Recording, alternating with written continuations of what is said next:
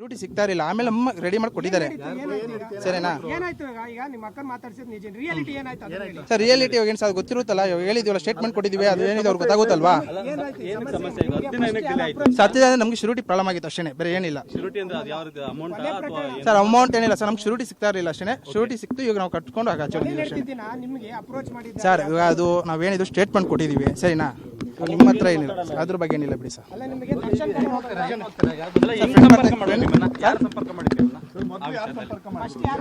Sir ನಾವು ಅದೇನಿದ್ರು ನಾವು ಅವ್ರಿಗೆ ಹೇಳಿದೀವಿ, ಸರಿನಾ?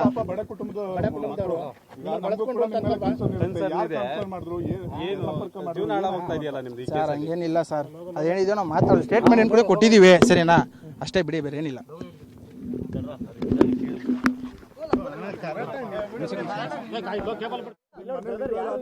ರೇಣುಕಾಸ್ವಾಮಿ ಹತ್ಯೆಯ ಕೇಸ್ನ 3 ಆರೋಪಿಗಳ ಬಿಡುಗಡೆಯಾಗಿದೆ.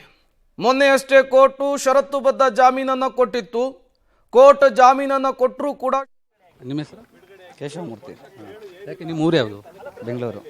ಬೆಂಗಳೂರಲ್ಲಿ ಎಲ್ಲಿ? ಗಿರಿನಗರ. ಮತ್ತು ಯಾಕೆ ಈ ಪ್ರಕರಣದಲ್ಲಿ ನಿಮ್ಮ ಹೆಸರು ಯಾಕೆ ಬಂತು, ಹೆಂಗೆ? ಸರ್ ಅದೆಲ್ಲ ಏನೂ ಗೊತ್ತಿಲ್ಲ, ಅದೆಲ್ಲ ಸ್ಟೇಟ್ಮೆಂಟಲ್ಲಿ ಕೊಟ್ಟಿದ್ದೀವಿ ನಾವೇನು ಹೇಳೋಕ್ಕೆ ಆಗಲ್ಲ, ಎಲ್ಲ ಸ್ಟೇಟ್ಮೆಂಟಲ್ಲಿ ಕೊಟ್ಟಾಗಿದೆ. ಶ್ಯೂರಿಟಿ ಯಾಕೆ ಲೇಟ್ ಆಯ್ತು ಅಂತ ಈಗ ಯಾರು ಕೊಟ್ಟರು? ನಮ್ಮೂರೇ ಕೊಟ್ಟರಲ್ಲ ಶ್ಯೂರಿಟಿ, ಲಾಯರು. ಒಬ್ಬರೇ ಕೊಟ್ಟರೆ ಬೇರೆ ಬೇರೆ?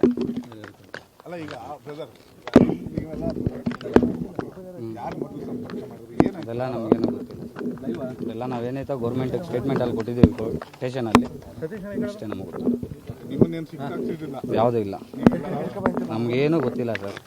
ನಾವೇನೈತೋ ಸ್ಟೇಟ್ಮೆಂಟಲ್ಲಿ ಕೊಟ್ಟಿದ್ದೀವಿ, ಕೋರ್ಟಲ್ಲಿ ನಡೀತಾ ಇದೆ, ಕೋರ್ಟಲ್ಲಿ ಅದೇನು ಕೊಡ್ತಾರೋ ಅದೇ ತೀರ್ಪು. ನಮ್ಗೆ ಅದೇನು ಗೊತ್ತಿಲ್ಲ, ನಮಗೇನು ಗೊತ್ತಿಲ್ಲ, ಅದೇನು ಗೊತ್ತಿಲ್ಲ ನಾವು ಸರ್. ಅದೇನು ನಮ್ಗೆ ಗೊತ್ತಿಲ್ಲ, ನಾವು ನಿಮ್ಗೆ ಹೇಳ್ಬೇಕು ಅಂತ ಏನಿಲ್ಲ. ಸ್ಟೇಷನಲ್ಲಿ ಹೇಳಿದೀವಿ ಸರ್, ನಾವು ಸ್ಟೇಟ್ಮೆಂಟಲ್ಲಿ ಕೊಟ್ಟಿದ್ದೀವಿ. ನಾವು ಸ್ಟೇಟ್ಮೆಂಟಲ್ಲಿ ನೋಡ್ಕೊಳ್ಳಿ, ಏನೇ ನೋಡ್ಕೊಳ್ಳೋದಾದ್ರು. ಅದ್ಯಾರೇ ಸರ್ ಹೇಳಿದ್ದು? ಸರ್ ನಮ್ಗೆ ಅದೇನು ಗೊತ್ತಿಲ್ಲ, ಸ್ಟೇಟ್ಮೆಂಟಲ್ಲಿ ಕೊಟ್ಟಿದ್ದೀವಿ, ಸ್ಟೇಟ್ಮೆಂಟಲ್ಲಿ ನೋಡ್ಕೊಳ್ಳಿ ನೀವು. ನಮಗೂ ಇದಕ್ಕೂ ಏನು ಗೊತ್ತಿಲ್ಲ. ಇಲ್ಲ ಇಲ್ಲ ಗೊತ್ತಿಲ್ಲ ಸರ್, ನಮಗೆ ಏನು ಗೊತ್ತಿಲ್ಲ, ನಮ್ಗೇನು ಗೊತ್ತಿಲ್ಲ ಸರ್. ಯಾವುದು ಕೊಟ್ಟಿಲ್ಲ ಸರ್, ನಮ್ಗೆ ಯಾರು ಕೊಟ್ಟಿಲ್ಲ. ಇಲ್ಲ ಸರ್, ಸರ್ ಸ್ಟೇಟ್ಮೆಂಟಲ್ಲಿ ನಾವು ಕೊಟ್ಟಿದ್ದೀವಿ. 3 ತಿಂಗಳು ತೋರಿಸಿದೆ ಸಾಕು ಸರ್, ನಮ್ಮನ್ನ ಇನ್ನೂ ತೋರಿಸ್ಬೇಡಿ. 3 ತಿಂಗಳೇ ಸಾಕು, ಮುಂದೋಗಿದ್ದೀವಿ ಸಾಕ್ರಾ? ನಮ್ಗೇನು ಗೊತ್ತಿಲ್ಲ, ಸ್ಟೇಟ್ಮೆಂಟಲ್ಲಿ ಕೊಟ್ಟಿದ್ದೀವಿ ಸರ್. ನಿಮ್ಗೆ ಹೇಳ್ಬೇಕು ಅಂತ ಏನಿಲ್ಲ ಸರ್, ಸ್ಟೇಟ್ಮೆಂಟಲ್ಲಿ ಕೊಟ್ಟಿದ್ದೀನಿ ನಾನು. ಹಾಂ ಮತ್ತೆ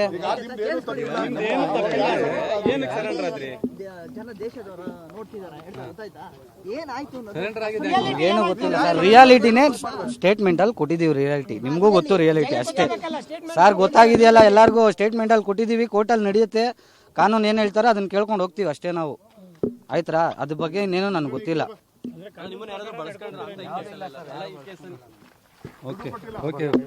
ಕಾರ್ತಿಕ್ ಅಲಿಯಾಸ್ ಕಪ್ಪೆ, ಕೇಶವಮೂರ್ತಿ, ನಿಖಿಲ್, ಈ 3ರನ್ನು ಕೂಡ ಕೋರ್ಟ್ ಜಾಮೀನು ಕೊಟ್ಟಿತ್ತು. ಷರತ್ತುಬದ್ಧ ಜಾಮೀನು ಮಂಜೂರಾಗಿತ್ತು. ಈಗ ಈ 3 ಕೂಡ ಬಿಡುಗಡೆಯಾಗಿದ್ದಾರೆ. ಈ 3 ರೇಣುಕಾಸ್ವಾಮಿ ಹತ್ಯೆಯ ಪ್ರಕರಣದ ಆರೋಪಿಗಳು. ಇವರಿಗೆ ಷರತ್ತುಬದ್ಧ ಜಾಮೀನನ್ನು ಕೊಡಲಾಗಿದ್ದು, ಬಟ್ ಶ್ಯೂರಿಟಿಯ ಕಾರಣದಿಂದ ಇಷ್ಟು ದಿನ ಕಾಲ ಅವರು ಜೈಲಿನಲ್ಲಿಯೇ ಇರಬೇಕಾಗಿತ್ತು. ಜಾಮೀನು ಮಂಜೂರಾದ 3-4 ದಿನಗಳ ಬಳಿಕ ಈಗ 3 ಬಿಡುಗಡೆಯಾಗಿರುವಂತಹದ್ದು. ಜೈಲಿನಿಂದ ಹೊರಬಂದ ಬಳಿಕ ಮೊದಲ ಪ್ರತಿಕ್ರಿಯೆಯನ್ನು ಗಮನಿಸ್ತಾ ಇದ್ರಿ. ಎಲ್ಲವನ್ನೂ ಕೂಡ ಪೊಲೀಸರ ತನಿಖೆಯಲ್ಲಿ ಹೇಳಿದ್ದೇವೆ, ನ್ಯಾಯಾಧೀಶರ ಎದುರು ಹೇಳಿದ್ದೇವೆ, ಮತ್ತೆ ಅದನ್ನು ಹೇಳೋದಕ್ಕಾಗೋದಿಲ್ಲ. ಕಾನೂನು ಏನು ಹೇಳುತ್ತೋ, ಕೋರ್ಟ್ ಏನು ಹೇಳುತ್ತೋ ಅದಕ್ಕೆ ನಾವು ಬದ್ಧ ಅನ್ನುವಂತಹ ಹೇಳಿಕೆಯನ್ನು ಕೊಟ್ಟಿರುವಂಥದ್ದು. 3ರನ್ನು ಕೂಡ ತುಮಕೂರು ಜೈಲಿನಲ್ಲಿ ಇಡಲಾಗಿತ್ತು. ಈಗ ಅವರನ್ನ ರಿಲೀಸ್ ಮಾಡಲಾಗಿದೆ ಷರತ್ತುಬದ್ಧ ಜಾಮೀನಿನ ಮೇರೆಗೆ. ಕಾರ್ತಿಕ್ ಅಲಿಯಾಸ್ ಕಪ್ಪೆ, ನಿಖಿಲ್ ನಾಯಕ್, ಕೇಶವಮೂರ್ತಿ ಷರತ್ತುಬದ್ಧ ಜಾಮೀನಿನಿಂದ ಬಿಡುಗಡೆಯಾಗಿರುವಂತಹದ್ದು ತುಮಕೂರು ಜೈಲಿನಿಂದ. ಒಂದು ಕಡೆ ದರ್ಶನ್, ಪವಿತ್ರ ಗೌಡ ಆದಿಯಾಗಿ ಎಲ್ಲರೂ ಕೂಡ ಜಾಮೀನಿಗಾಗಿ ಅಪ್ಲೈ ಮಾಡಿದ್ದಾರೆ. ಮತ್ತಷ್ಟು ಡೀಟೇಲ್ಸ್ ಕೊಡ್ತಾರೆ ಮಂಜುನಾಥ್, ದೂರವಾಣಿ ಸಂಪರ್ಕದಲ್ಲಿ ಜಾಯಿನ್ ಆಗಿದ್ದಾರೆ.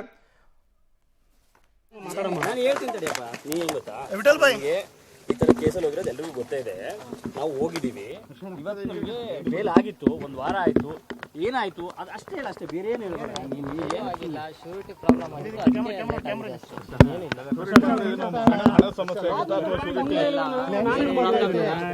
ಮನೆಯವ್ರು ಕಟ್ಸಿ ಏನಿಲ್ಲ.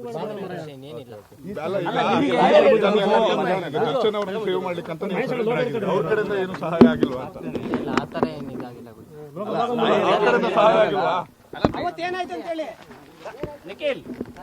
ನಿಖಿಲ್ ಬಾಪ ಇಲ್ಲಿ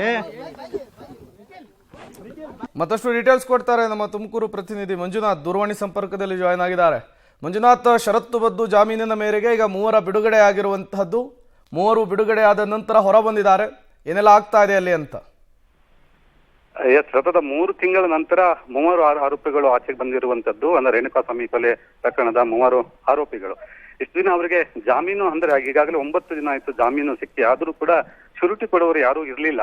ಸೊ ಅದರಿಂದ ಬೇರೆ ಬೇರೆ ಕಾರಣಾಂತರಗಳಿಂದ ಮತ್ತೆ ಬೇರೆ ಮೂಲಗಳಿಂದ ಹೇಗೋ ಜಾಮೀನು ಶುರುಟಿ ತೆಗೆದುಕೊಂಡು ಇವತ್ತು ರಿಲೀಸ್ ಆಗಿದ್ದಾರೆ. ನಿನ್ನೆ ಎಲ್ಲ ಪ್ರಕ್ರಿಯೆ ಮುಗಿದಿತ್ತು.